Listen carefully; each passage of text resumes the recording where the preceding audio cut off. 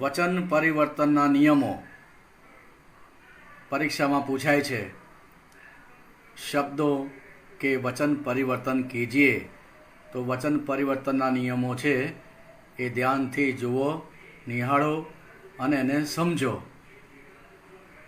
देख सकते हैं. तो बात करते हैं वचन की. तो सबसे पहले वचन आपको बता दे, वचन मतलब होता है संख्यावाचक. मतलब कि जहां पर किसी संज्ञा, सर्वनाम, विशेषण, क्रिया का संख्या का पता चले वहां पर हम कहेंगे वचन. जैसे कि अगर यहाँ पे दिया गया लड़की खेलती है, लड़की खेलती है, तो इससे क्या पता चलता है कितनी लड़कियां खेल रही हैं? तो एक, तो यह एक वचन हो जाएगा. लड़कियां खेलती हैं मतलब कि एक से अधिक, तो यहाँ पे बहुवचन हो जाएगा. वचन का मतलब एक लाइन में ये समझिए कितना नंबर है, नंबर को ही हम वचन कहते हैं. सबसे महत्वपूर्ण सवाल जो कि कई एग्जामों में पूछा गया है कि वचन के कितने प्रकार होते हैं. ऑप्शन दिया जाता है 2, 3, 4 और 6. कई बार लोग इसे 3 को ट्रिक करते हैं जो कि बिल्कुल गलत है. वचन के 2 प्रकार होते हैं हिंदी में. पहला है एक वचन, दूसरा है बहुवचन. अब बात करेंगे एक वचन के बारे में. तो जहां पर किसी व्यक्ति, वस्तु, प्राणी, पदार्थ के एक होने का पता चले, मतलब जहां पर कोई भी वस्तु, व्यक्ति या स्थान एक हो वहां पर एक वचन होगा. जैसे कि लड़का, गाय, सिपाही, बच्चा, कपड़ा, माता, माला, पुस्तक, स्त्री, टोपी, बंदर, मोर इत्यादि. मतलब जहां पर एक संख्या का पता चले वहां पे एक वचन होगा. उसी तरह जो बहुवचन होता है वहां पे क्या होता है, एक से अधिक. ये 2 भी हो सकते हैं या फिर 3, 4, 5, 6 या फिर जितना भी. जहां पर भी एक से अधिक हो उसे हम कहते हैं बहुवचन. जैसे कि लड़के, गायें, कपड़े, टोपियां, मालाएं, माताएं, पुस्तकें, बंधुएं, गुरुजन, रोटियां, स्त्रियां, लताएं और बेटे.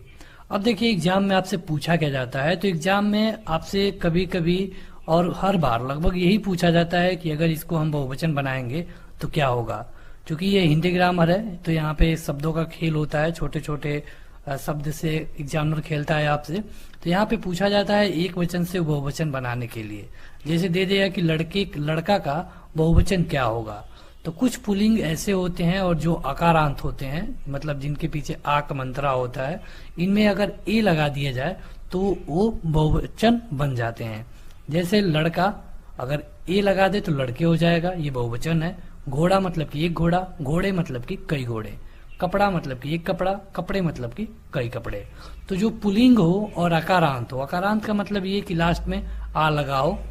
जैसे कि लड़का, घोड़ा, कपड़ा, तो उनके जो आ की जगह पे ए लगा देने से ये बहुवचन बन जाता है. ये एक वचन से बहुवचन बनाने के लिए पहला नियम है.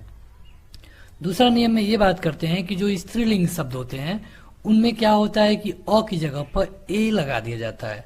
जैसे कि जो आंख है यह एक स्त्रीलिंग शब्द है.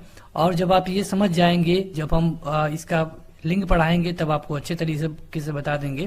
तो आंख है तो इसका अगर हम बहुवचन बनाए तो इसका बहुवचन होगा आंखें. पुस्तक, पुस्तकें. किताब, किताबें. तो यहाँ पे बस आपको याद रखना है कि किसका बहुवचन क्या है.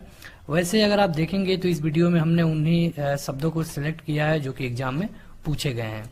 इसी तरह इसका जो तीसरा नियम है इसमें क्या कहता है कि जो स्त्रीलिंग में आ वाले हैं, जैसे कि जिनके अंत में आ आएगा, कविता, लता, अध्यापिका, तो अंत में आ रहा है.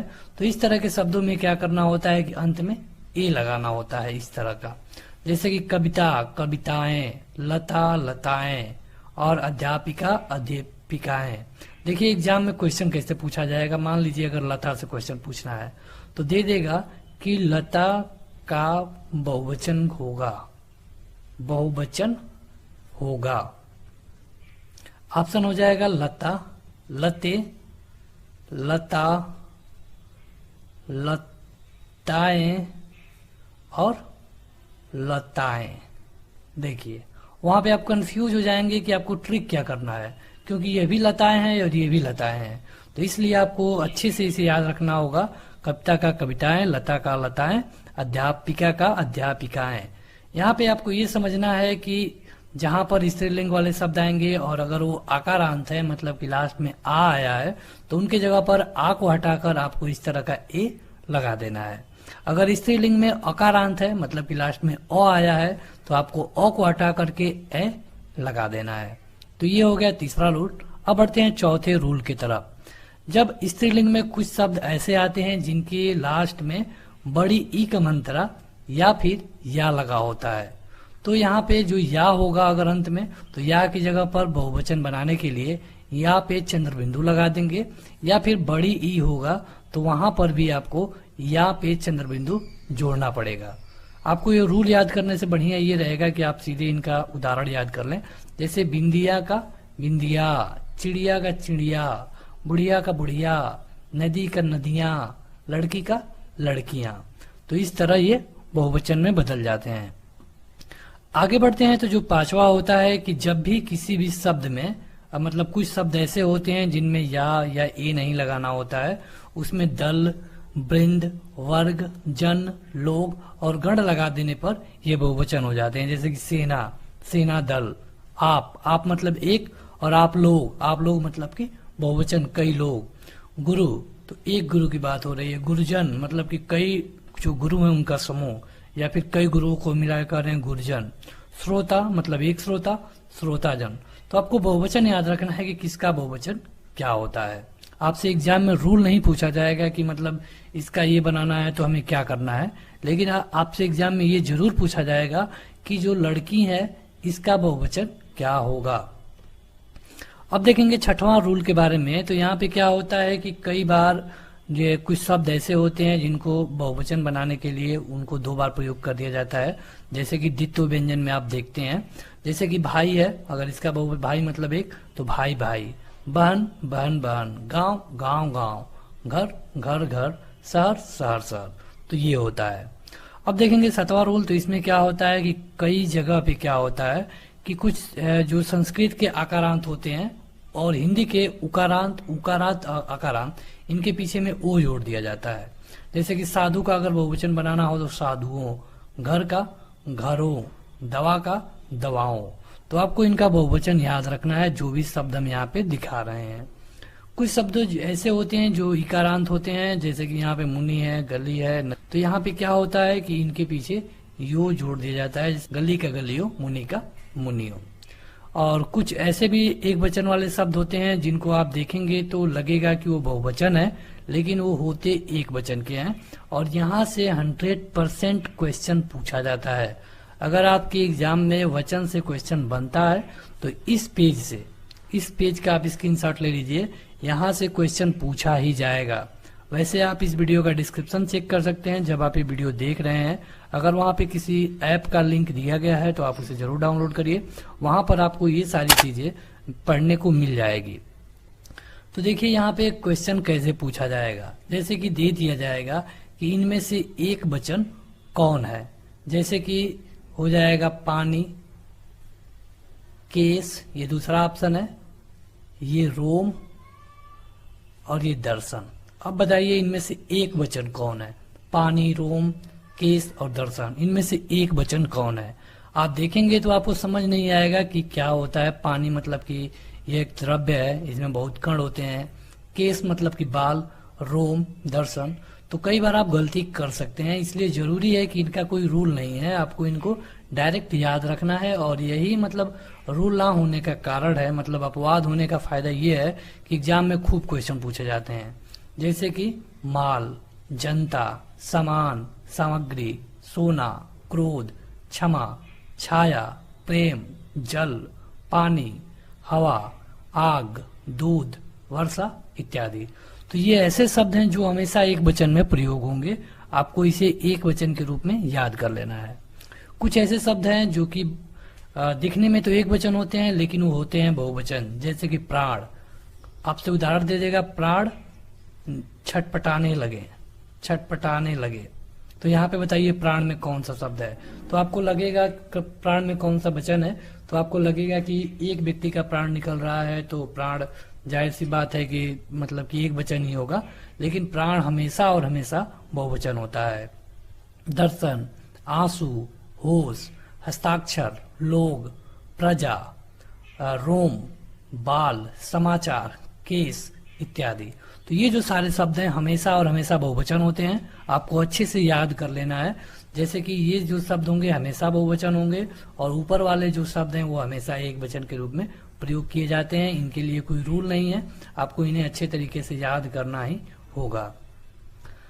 अब देखेंगे इसके एग्जाम्पल के बारे में। ये चैप्टर इतना ही था, बहुत छोटा चैप्टर है लेकिन बहुत क्वेश्चन पूछे जाते हैं।